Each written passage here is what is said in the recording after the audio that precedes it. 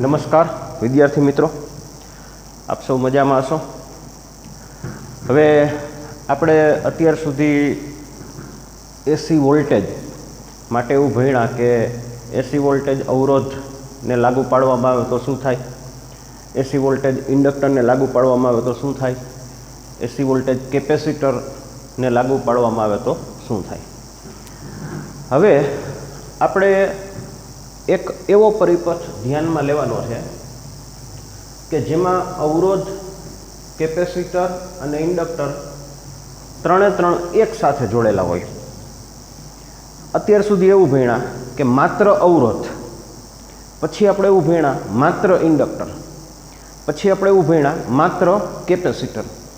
હવે આપણે એવો પરિપથ ધ્યાનમાં લેશું કે જેમાં ત્રણે ત્રણ એક સાથે હોય, તો આવા પરિપથને કહેવાય છે LCR અથવા RLC, LCR અથવા RLC।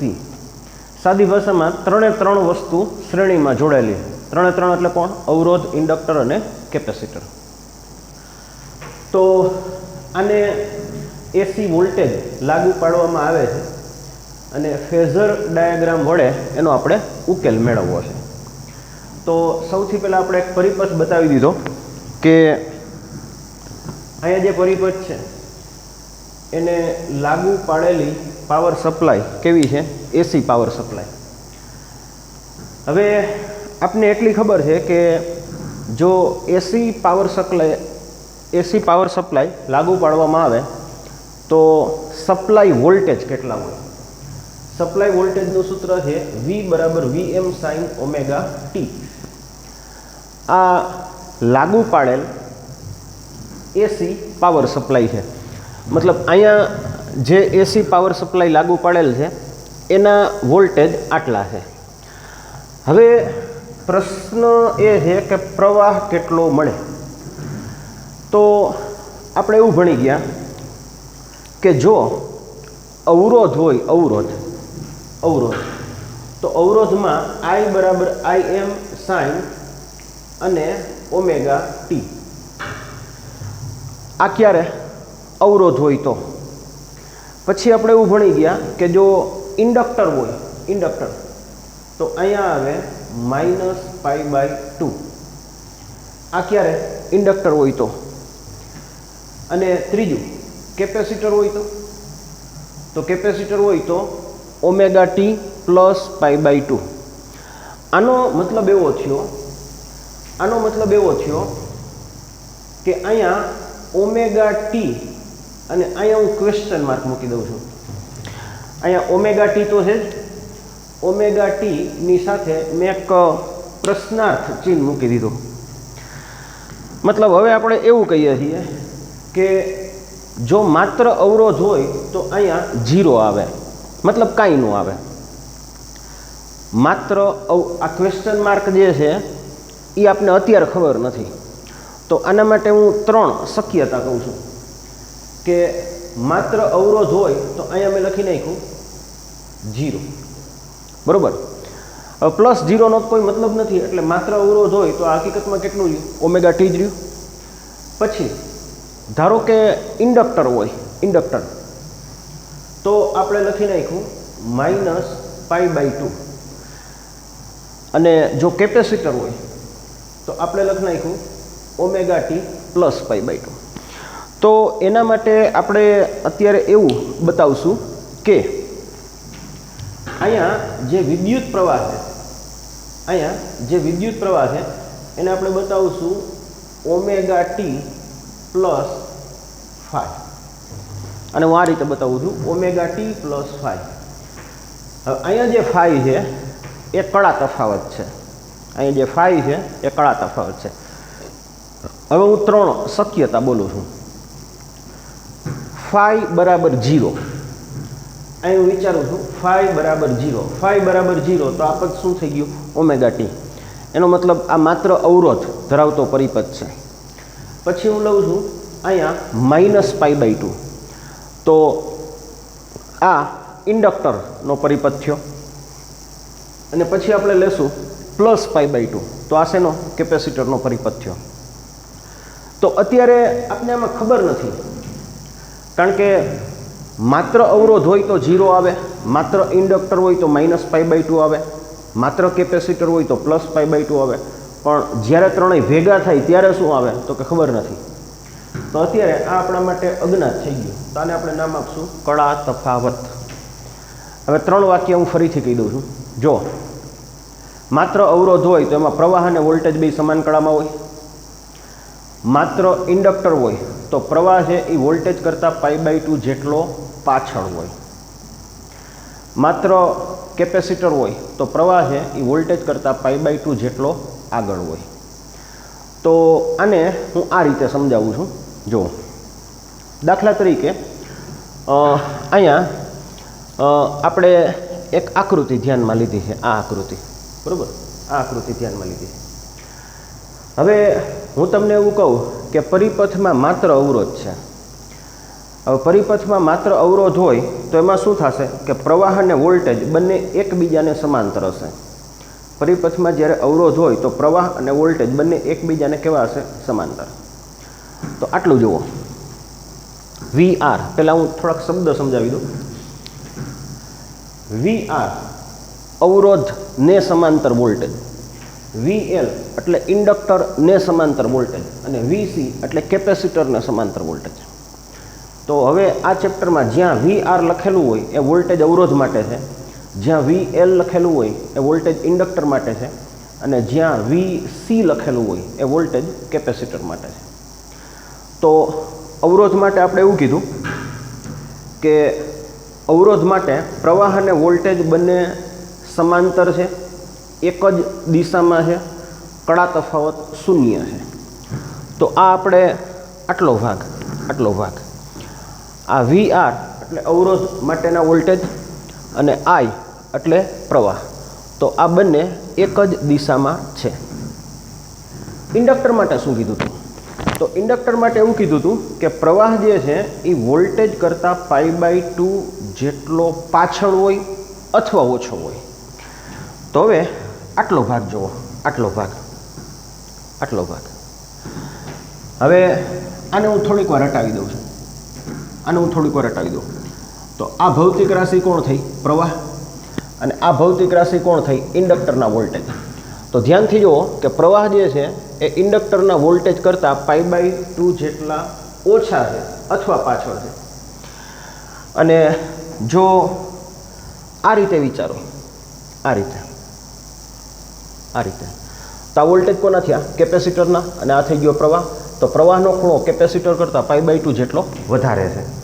તો એનો મતલબ એવો થયો કે જ્યારે તમે આ 3 ને એક સાથે દર્શાવશો તેની આકૃતિ કંઈક આ રીતની થશે. અને પ્રવાહનો કુલ ખૂણો, આ પ્રવાહ છે એનો કુલ ખૂણો કેટલો છે? ωt+φ. અહીંયા φ જે છે એ વોલ્ટેજ અને પ્રવાહ વચ્ચેનો કળા તફાવત છે. આ ખૂણો કોનો છે? વોલ્ટેજનો. આ ખૂણો કોનો છે? પ્રવાહનો. તો આ બે વચ્ચેનો ડિફરન્સ આ છે. હવે આપણે 3 પ્રકારના વોલ્ટેજનો કંપ વિસ્તાર જોઈ છે. 3 પ્રકારના વોલ્ટેજનો કંપ વિસ્તાર જોઈ છે. તો એના માટે હું તમને એક ગણતરી સમજાવું છું. આ રીતે જો, દાખલા તરીકે હું તમને એવું કહું કે આનો અવરોધ 3 છે. ધારો કે હું એવું કહું કે આનો અવરોધ 3 છે અને આમાંથી વહેતો પ્રવાહ છે 10. અવરોધ છે 3, આનો પ્રવાહ છે 10. તો આના વોલ્ટેજ કેટલા થાય? તો આપણે જવાબ આપશું કે આના વોલ્ટેજ થાય 30. કઈ રીતે ખબર પડી? તો કે ગુણાકાર કરી નાખો. કોનો? આ બેનો. તો આપણે એવું કહેશું કે આના વોલ્ટેજ કેટલા થાય? 10 ગુણાકારમાં 3. હવે હું એવું કહું છું કે અવરોધ છે R અને આનો પ્રવાહ છે IM. આનો પ્રવાહનો કંપ વિસ્તાર કેટલો છે? IM. તો આના વોલ્ટેજ કેટલા થાય? તો કે આના વોલ્ટેજ થાય આ બેનો ગુણાકાર. मतलब अहींया मैं लख्યું IM इंटू R बराबर आ पहली वस्तु।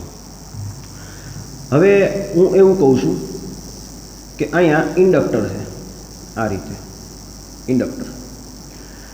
हवे जो हवे प्रॉब्लम शू थशे कि इंडक्टरनो अवरोध केटलो, तो कि आपणे भणी गया कि इंडक्टरनो अवरोध है XL। इंडक्टरनो अवरोध केटलो है XL, तो आना वोल्टेज केटला थशे, तो कि आना वोल्टेज थशे IM इंटू XL। पछी आपने एवं कहे कि अहींया केपेसिटर है आ रीते, तो केपेसिटर ना वोल्टेज केटला है, तो कि केपेसिटरनो अवरोध है XC, केपेसिटिव रिएक्टन्स है XC, तो आना वोल्टेज थाय एटले। तो एनो अर्थ एवो थयो कि तमारे वोल्टेज जोता होय तो प्रवाहनो गुणाकार कां तो R थी थाय, कां तो XL थी थाय अने कां तो XC थी थाय। तो अहींया जो अवरोध ने समांतर वोल्टेज नो कंप विस्तार केटलो, तो कि प्रवाहनो गुणाकार अवरोध थी करी नाखो। इंडक्टर होय तो इंडक्टर नो अवरोध XL है, तो XL थी करी नाखो। केपेसिटर होय तो केपेसिटर नो अवरोध XC। आ जे केपेसिटर नो अवरोध है आ केपेसिटिव रिएक्टन्स आने आपणे शुं कहीए छीए XC। तो त्रण प्रकारनी स्थिति थी। तो आ अवरोध माटे, आ इंडक्टर माटे, आ केपेसिटर माटे आ वस्तु बरोबर पाकी कर लो। अवरोध ने समांतर वोल्टेज जोता होय तो प्रवाहनो गुणाकार R थी थाय, इंडक्टर माटे गुणाकार XL थी थाय अने केपेसिटर माटे XC थी थाय। जो दाखलो होय दाखलो तो XL नी जग्याए ओमेगा L लखाय अने अहींया XC एनी जग्याए 1/ओमेगा C लखाय।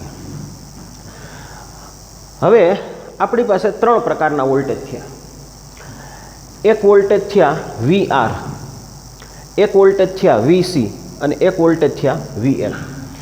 पण तमे आखा परिपथनु जो समीकरण विचारो, तमने एवं कहे कि आ परिपथ में कुल वोल्टेज केटला, तो अहीं त्रण टाइपना वोल्टेज है, एक VR, VL अने VC।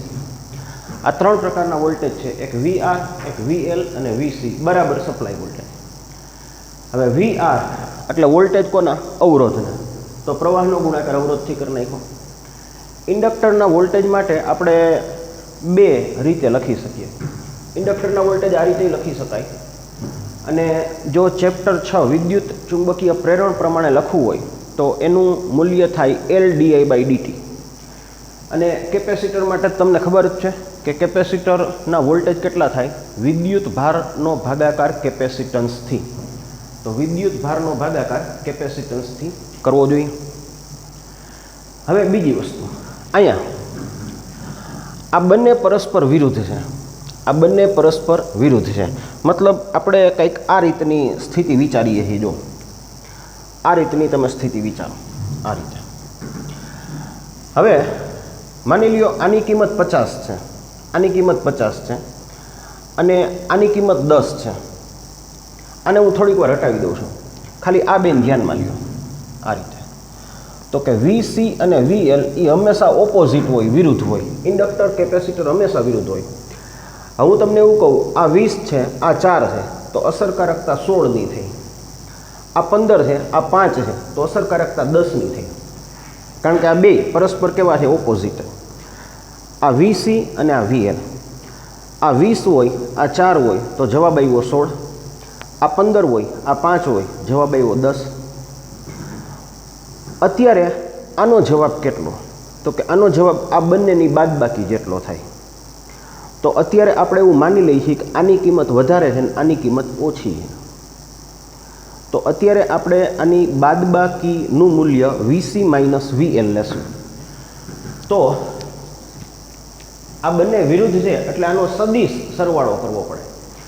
पण तमने खबर छे कि सदिश सरवाळामां ज्यारे ऑपोजिट होय तो सरवाळाने बदले शुं थाय बादबाकी थाय।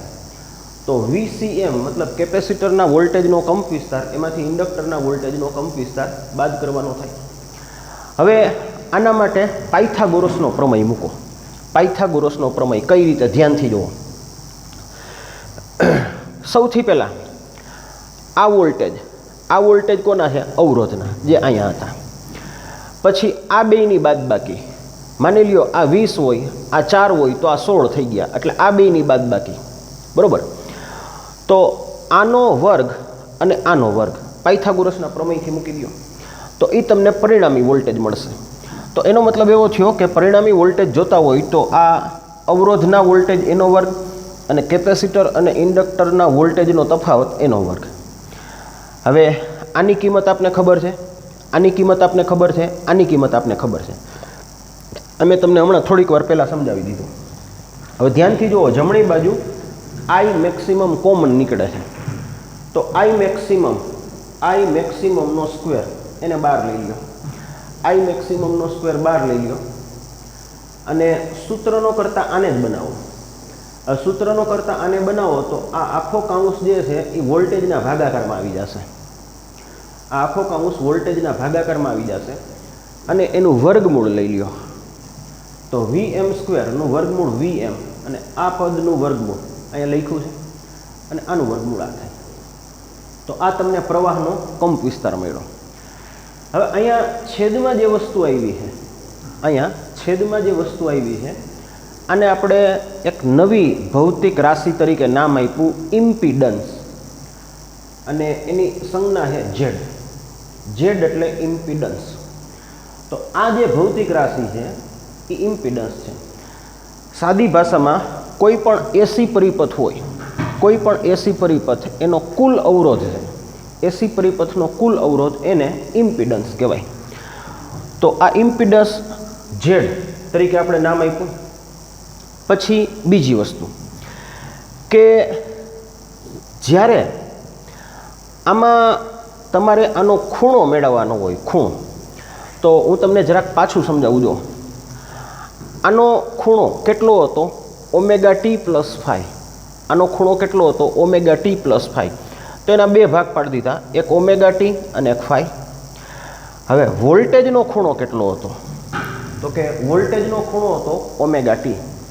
તો અહીંયા એક વધારાનો ખૂણો મળ્યો 5, જેને કહેવાય કળા તફાવત. હવે કળા તફાવત કઈ રીતે મળે? તો કે સિમ્પલ જુઓ. માની લ્યો આ વિધેયને આપણે ટેન વિધેય તરીકે વિચારીએ. તો ટેન વિધેય એટલે શું થાય? સામેની બાજુ છેદમાં પાસેની બાજુ. તો આને ટેન વિધેય તરીકે વિચારો તો સામેની બાજુ છેદમાં પાસેની બાજુ, VCM, VLM અને VRM એની કિંમત તમે શરૂઆતમાં મેળવી લીધી છે. એ કિંમત તમે અહીંયા મૂકી દેશો એટલે ત્રણેયમાંથી આઈ મેક્સિમમ કેન્સલ થઈ જશે. આઈ મેક્સિમમ કેન્સલ થઈ જશે તો આ તમને ટેન 5નું સૂત્ર મળ્યું.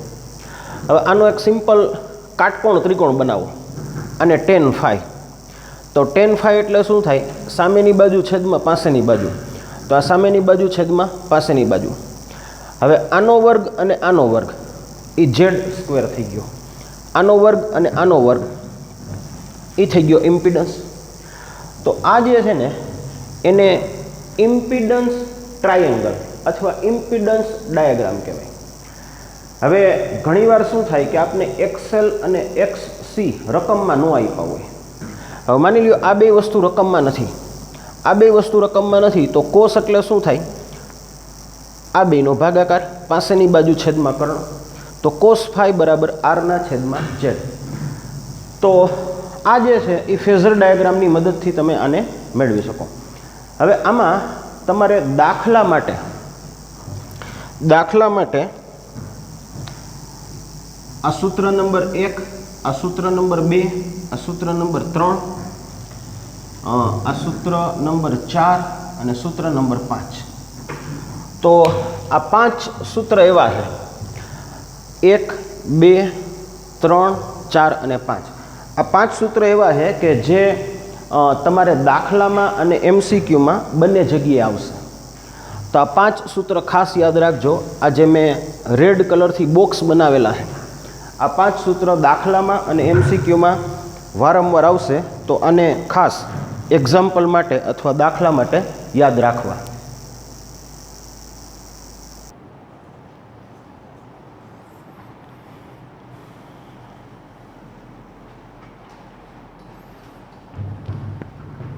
હવે સ્વાધ્યાયના દાખલાઓ. તો સૌથી પહેલાં સ્વાધ્યાયમાં સૌથી પહેલાં એક્ઝામ્પલ 7.1 રકમમાં એવું કીધું છે કે વોલ્ટેજ 220 છે. તો અમે તમને આ ચેપ્ટરની શરૂઆતમાં સમજાવ્યું છે કે રકમમાં સ્પષ્ટતા ન હોય તો રકમમાં આપેલા વોલ્ટેજ હંમેશા આરએમએસ ગણવા. એનો મતલબ કે અહીંયા જે વોલ્ટેજ છે એ આરએમએસ છે અને તમને ખબર છે કે આરએમએસ વોલ્ટેજને આપણે કેપિટલ વી તરીકે લખીએ છીએ. આવૃત્તિ આપી છે 50 હર્ટ્ઝ અને અવરોધ આપ્યો છે 100 ઓહમ. અવરોધનું મૂલ્ય આપ્યું છે 100 ઓહમ. આપણે પહેલો પ્રશ્ન એ પૂછ્યો છે કે આરએમએસ પ્રવાહ કેટલો છે. તો સિમ્પલ ઓહમનો નિયમ મૂકી દો. V બરાબર IR, I બરાબર V અપોન R. વોલ્ટેજ અને અવરોધ રકમમાં છે તો આરએમએસ પ્રવાહ કેટલો થયો 2.2. જો આ દાખલામાં મહત્તમ પ્રવાહ પૂછ્યો હોત તો આનો ગુણાકાર આપણે √2 થી કરી નાખત. મહત્તમ પ્રવાહ પૂછ્યો હોત તો. પાવર પૂછ્યો છે, પાવરનું સૂત્ર છે V × I. વોલ્ટેજ પ્રવાહ બેનો ગુણાકાર કરી નાખો તો આ તમને પાવર મળશે. તો અહીંયા હું તમને દાખલામાં વારંવાર આ વસ્તુ કહેતો રહું છું કે રકમમાં જ્યારે સ્પષ્ટ માહિતી ન હોય તો રકમમાં આપેલા વોલ્ટેજ અથવા પ્રવાહ એ હંમેશા આપણે કેવા ગણવાના છે? આરએમએસ ગણવાના છે. આ ખાસ જોજો. ત્યાર પછી એક્ઝામ્પલ 7.2. હવે અહીંયા જુઓ, રકમમાં તમને એવી સૂચના આપી છે કે મહત્તમ વોલ્ટેજ 300 છે. મેં તમને હમણાં કીધું ને કે આ કેપિટલ વી સંજ્ઞા કોની છે? આરએમએસની. અને સ્મોલ વી મેક્સિમમ આ જે સંજ્ઞા છે એ કોની છે? મહત્તમ વોલ્ટેજની. તો અહીંયા તમને 7.2 એનો પહેલો વિભાગ એ સ્વાધ્યાયમાં એક્ઝામ્પલ 7.2 એનો વિભાગ એ એમાં રકમમાં એવું કીધું છે કે મહત્તમ વોલ્ટેજ 300 છે. તો આરએમએસ કેટલા થાય? તો ડાયરેક્ટ આપણે કરી શકીએ કે આરએમએસ વોલ્ટેજ છે એ મહત્તમ વોલ્ટેજના √2 ભાગના હોય છે. તો આરએમએસ વોલ્ટેજ બરાબર મહત્તમ વોલ્ટેજના છેદમાં √2. મહત્તમ વોલ્ટેજ રકમમાં આપ્યા છે, √2 આપને ખબર છે. તો આ તમને કયા વોલ્ટેજ મળ્યા? RMS voltage. પછી વિભાગ બી એમાં એવું કીધું છે કે આરએમએસ પ્રવાહ 10 એમ્પિયર છે. તો હમણાં મેં તમને કીધું આરએમએસ એટલે કેપિટલ સંજ્ઞા વાપરવાની છે. તો આરએમએસ પ્રવાહ કેટલો છે? 10 એમ્પિયર. હવે અહીંયા તમને કીધું છે મહત્તમ પ્રવાહ મેળવો તો આનો ગુણાકાર √2 થી થશે. કઈ રીતે જુઓ કે આરએમએસ પ્રવાહ બરાબર મહત્તમ પ્રવાહના છેદમાં √2 માટે મહત્તમ પ્રવાહ બરાબર આરએમએસ પ્રવાહ ગુણાકારમાં √2. તો 10નો ગુણાકાર આનાથી કરી નાખો તો આ થઈ ગયું 14.14. તો આમાં તમારે શીખવાનું એ છે કે રકમમાં જો મહત્તમ આપે, પ્રવાહ હોય, વોલ્ટેજ હોય, ગમે એ હોય, તમને રકમમાં પ્રવાહની માહિતી આપે અથવા વોલ્ટેજની માહિતી આપે, જો રકમમાં મહત્તમ મૂલ્ય હોય એના ઉપરથી આરએમએસ મૂલ્ય જોતું હોય તો એનો ભાગાકાર √2 થી કરવો. એનાથી ઊંધું રકમમાં આરએમએસ મૂલ્ય હોય અને મહત્તમ મૂલ્ય પૂછવામાં આવે તો એનો ગુણાકાર √2 થી કરવો. પછી સ્વાધ્યાયમાં એક્ઝામ્પલ 7.3. હવે અહીં ફરીથી જુઓ, રકમમાં એવું કીધું છે કે વોલ્ટેજ 220 છે, પણ આ વોલ્ટેજ કઈ ટાઈપના છે એની સ્પષ્ટતા નથી કરી. તો રકમમાં સ્પષ્ટતા નથી કરી માટે આ વોલ્ટેજને આપણે કેવા ગણશું? આરએમએસ. આવૃત્તિ આપી છે 50 હર્ટ્ઝ, આવૃત્તિ એટલે ન્યૂ, અને ઇન્ડક્ટર આપ્યું છે 44 મિલી હેનરી, મતલબ 44 ગુણાકારમાં 10⁻³ ઘાત. હવે આપને પ્રશ્ન એવો પૂછ્યો છે કે આમાં વિદ્યુત પ્રવાહ કેટલો થાય, આરએમએસ પ્રવાહ કેટલો થાય? તો બરોબર યાદ રાખો, પ્રવાહ માટે શું કરવું જોઈએ? પ્રવાહ માટે શું કરવું જોઈએ? તો કે પ્રવાહ માટે જો પરિપથમાં અવરોધ હોય, અહીંયા જુઓ, તો વોલ્ટેજનો ભાગાકાર શેનાથી કરશો? અવરોધથી. આ ક્યારની વાત છે કે જ્યારે તમને અવરોધ કીધું હોય. હવે અહીંયા તો એવું કીધું છે કે પરિપથમાં ઇન્ડક્ટર છે.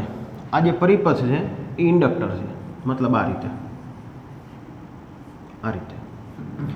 તો આ આપણે થિયરીમાં ભણ્યા છીએ કે ઇન્ડક્ટરનો અવરોધ XL થાય. જે રીતે અવરોધનો અવરોધ R થાય એ જ રીતે ઇન્ડક્ટરનો અવરોધ કેટલો થાય? XL. તો જે રીતે તમે અહીંયા Vનો ભાગાકાર R થી કર્યો, તો અહીંયા તમારે Vનો ભાગાકાર શેનાથી કરવાનો છે? XL થી. હવે XL એને આપણે નામ આપ્યું છે ઇન્ડક્ટિવ રિએક્ટન્સ. XLને આપણે નામ શું આપ્યું છે? Inductive reactance. અને આનું સૂત્ર છે ઓમેગા L. XL એનું સૂત્ર શું છે? Omega L. હવે ઓમેગા એટલે કોણીય આવૃત્તિ, એનું સૂત્ર છે 2πν. 2π ઇન્ટુ આવૃત્તિ. તો ઓમેગાની જગ્યાએ આપણે લખી નાખ્યા 2π ઇન્ટુ આવૃત્તિ. વોલ્ટેજ રકમમાં છે 2π, 2 ગુણાકારમાં 3.14, આવૃત્તિ 50 છે અને ઇન્ડક્ટન્સ તમને રકમમાં આપ્યું છે. આનું સાદુરૂપ આપી દો તો આ તમને RMS પ્રવાહ મળ્યો. હવે માની લ્યો આ દાખલામાં મહત્તમ પ્રવાહ પૂછ્યો હોત તો આનો ગુણાકાર √2 થી કરી નાખો, આ મહત્તમ પ્રવાહ થઈ ગયો. બરોબર. પછી સ્વાધ્યાયમાં એક્ઝામ્પલ 7.4. હવે અહીંયા એવું કીધું છે કે વોલ્ટેજ 110 છે અને રકમમાં આના વિશે સ્પષ્ટતા નથી કે આ વોલ્ટેજ કઈ ટાઈપના છે. એનો મતલબ એવો થયો કે આ વોલ્ટેજને આપણે શું ગણશું? RMS. પણ હવે અહીંયા એવું કીધું છે કે આ પરિપથમાં કેપેસિટર છે. આ જે પરિપથ છે એમાં કેપેસિટર છે અને આવૃત્તિ, આ દાખલામાં આવૃત્તિ 50 હતી, અહીંયા આવૃત્તિ 60 છે. અને અહીંયા ઇન્ડક્ટન્સ હતું, એને બદલે કેપેસિટન્સ છે 60 માઇક્રોફેરાડે. તો હવે આનો પ્રવાહ કઈ રીતે મેળવો? તો કે ફરીથી જુઓ, અહીંયા આપણે શું કર્યું હતું? તો કે વોલ્ટેજનો ભાગાકાર R થી. અહીંયા આપણે શું કર્યું હતું? વોલ્ટેજનો ભાગાકાર XL થી. તો અહીંયા આપણે શું કરશું? તો અહીંયા આપણે કરશું વોલ્ટેજનો ભાગાકાર XC થી. જે રીતે ઇન્ડક્ટરનો અવરોધ XL છે અથવા ઇન્ડક્ટિવ રિએક્ટન્સ XL છે, તો કેપેસિટિવ રિએક્ટન્સ XC છે. હવે XLનું સૂત્ર છે ઓમેગા L, તો XC એનું સૂત્ર છે 1/ωc. અહીંયા આ જે તમે લખ્યું છે આ કિંમત કોની છે? XC 1/ωc. ઓમેગા C ને અંશમાં લઈ લ્યો તો omega C into V. Omega બરાબર ફરીથી 2πν ઇન્ટુ C ઇન્ટુ V. હવે 2π આપને ખબર છે, આવૃત્તિ રકમમાં છે 60 અને કેપેસિટન્સ તમને રકમમાં આપ્યું છે અને વોલ્ટેજ છે. તો આ તમને RMS પ્રવાહ મળ્યો. અને ફરીથી જો પાછો આમાં પણ તમને મહત્તમ પ્રવાહ પૂછવામાં આવે તો આનો ગુણાકાર તમારે શેનાથી? √2 થી કરવાનો. તો હવે એક વસ્તુ બરોબર પાકી કરી લ્યો. શું? જો પરિપથમાં અવરોધ હોય, જો પરિપથમાં અવરોધ હોય તો V/R આવે. જો પરિપથમાં ઇન્ડક્ટર હોય તો V/XL આગળ V/XL બરાબર V/ωL આવે. ઓમેગા L કિંમત કોની છે? XLની. અને જો પરિપથમાં કેપેસિટર હોય અહીંયા તો V/XC આવે. XC પોતે શું છે? 1/ωc, એટલે ωc અંશમાં જતા રહેશે. બરાબર. XC એની જગ્યાએ આપણે શું મૂકશું? 1/ωc, એટલે ωc ક્યાં જતા રહેશે? અંશમાં. તો આ દાખલામાં ગણતરી બહુ સામાન્ય છે, ગુણાકાર ભાગાકાર છે, એટલે એમાં કાંઈ બહુ ખાસ સમજવાનું છે નહીં. તમારે આમાં ધ્યાનમાં શું રાખવાનું છે? રકમમાં મહત્તમ આપે RMS પૂછે, રકમમાં મહત્તમ આપે RMS પૂછે તો ભાગાકાર √2 થી કરો. રકમમાં RMS આપે અને મહત્તમ પૂછે તો ગુણાકાર √2 થી કરો. તમારે પ્રવાહ જોતો હોય તો 3 શક્યતા છે: V/R અથવા V/XL અથવા V/XC. અને છેલ્લી સૂચના મેં તમને અગાઉ આપી છે આ બધાય દાખલામાં કે જ્યારે રકમમાં વોલ્ટેજ અથવા પ્રવાહના મૂલ્ય વિશે સ્પષ્ટતા ન હોય, સ્પષ્ટ માહિતી ન આપેલી હોય, તો રકમમાં આપેલા વોલ્ટેજ ને આરએમએસ વોલ્ટેજ ગણવા, અથવા રકમમાં આપેલો પ્રવાહ છે એને પણ આરએમએસ પ્રવાહ ગણવો. તો થિયરીનો એક પ્રશ્ન અને 4 દાખલા આટલું તમારે હોમવર્કમાં મોકલવાનું છે.